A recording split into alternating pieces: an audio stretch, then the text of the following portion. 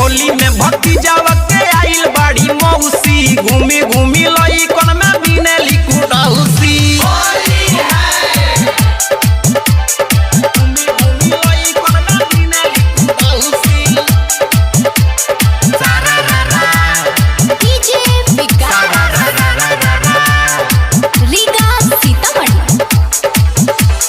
चाहे डॉक्टर होके चाहे काम पाउडर रंग छोड़ी रगड़े ले चिसिन पाउडर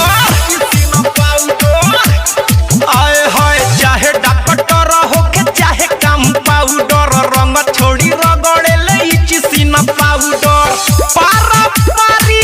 पिचकारी सबके देले बड़ी झौसी रे झौसी होली में भतीजावा के आइल बाड़ी मौसी घूमी घूमी लई कोन में बिनेली कुडौसी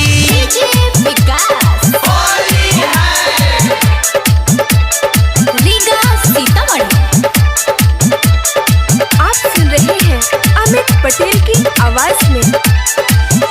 अरे पुआ पूरी तरुआ खाता बाड़ी खाना होली में अमितावा के सुन तारी गाना।